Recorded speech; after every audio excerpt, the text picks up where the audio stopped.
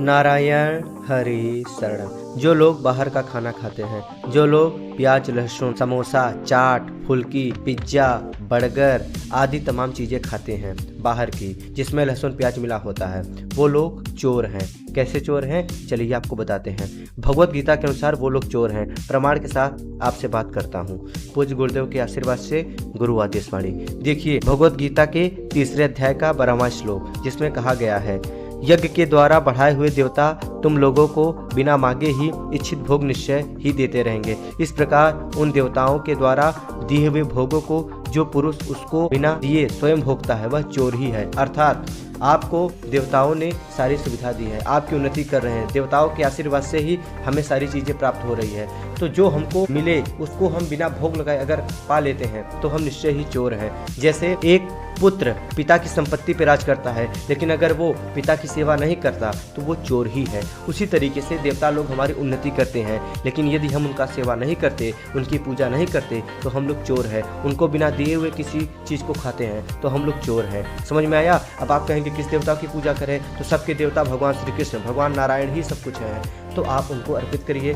भगवान विष्णु को समर्पित करिए भोजन को, उसके बाद खाइए, तब आप प्रसाद पाएंगे। तभी आप पाप से बच सकते हैं, नहीं तो आप पाप से नहीं बच पाएंगे। समझ में आया? क्योंकि अन्नम विष्टा जलम मूत्रम यद विष्णोर निवेदितम, अर्थात जो अन्न भगवान विष्णु को भोग नहीं लगाया जाता है, जो जल भगवान विष्णु को भोग नहीं लगाया जाता, वो अन्न विष्टा के समान है और जल मूत्र के समान है। विष्टा का मतलब होता है लैट्रिन, जिसको आप लोग टट्टी कहते हैं। तो कहने का मतलब है, अगर आप उसको भगवान को अर्पित नहीं करते तो वो आप पाप ही खा रहे हैं। एक प्रकार से समझ में आया? आप चोर ही हैं, तो आपको भोग लगाना चाहिए। अब आप कहेंगे चाट चाउमीन छोड़ दें, आप चाट चाउमीन मत छोड़िए, लेकिन प्याज लहसुन छोड़ दीजिए। चाट चाउमीन बनवा के लाइए सफाई से, बिना लहसुन प्याज का, घर पे आइए, भोग लगाइए, और जो भगवान खाएं उसको आप खाइए। समझ में आया? आप अपने इंद्रिय तृप्ति के लिए, अपने जीवा के लिए, अपने भोगों के लिए सारी चीज़ें करते हैं, लेकिन आप भगवान का ध्यान नहीं देते। फिर आप भगवान के भक्त कैसे हुए?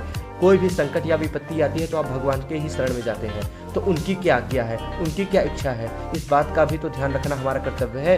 हम गृहस्थ लोग हैं, हम भोजन बनाते हैं तो हमें गौ को रोटी देनी चाहिए, कुत्ते को रोटी देनी चाहिए, देवताओं की सेवा करनी चाहिए, हमको सबकी सेवा करनी चाहिए। और सभी देवता लोग हमारी उन्नति करते हैं। तो कैसे उन्नति करते हैं? जब हम लोग यज्ञ करते हैं, उनको संतुष्ट करते हैं, तभी हम संतुष्ट हो सकते हैं। तो हमारा काम है भगवान को संतुष्ट करना, एक भक्त का काम है भगवान को संतुष्ट करना, तभी हम भक्त कहे जाएंगे। समझ में आया? तो हम लोगों को क्या करना चाहिए? अगर आपके सामने भोजन आता है, भोजन को प्रणाम करिए और कहिए, अन्नम ब्रह्मा रसो विष्णु भोक्ता देवो महेश्वर एवं ध्यात्वा तथा ज्ञात्वा अन्न दोषो न लिप्यते। क्या मतलब होता है कि अन्न ही ब्रह्मा है, रस विष्णु है और भोक्ता देव महेश्वर यानी भगवान शंकर है। ये सब जानकर, ये मानकर जो भोजन करता है उसको अन्न का कभी दोष नहीं लगता, उसको पाप नहीं लगता। नहीं तो आप अगर अपने इंद्रिय तृप्ति के लिए भोजन कर रहे हैं तो फिर आपको क्या लगेगा? पाप लगेगा और आप चोर कहे जाएंगे। समझ में आया? तो हमको जो चीज मिली है उसको हमें अर्पण करना है। किसको? भगवान को। कर्म भी समर्पित करो, अन्न भी समर्पित करो, पूरा जीवन समर्पित करो। किसको? भगवान को।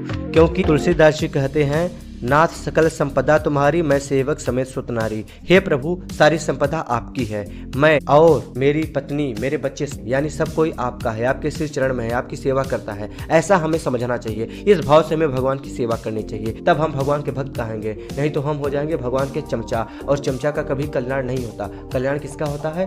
भगवान के भक्त का, जो भगवान के शरण में है। बोलो नारायण।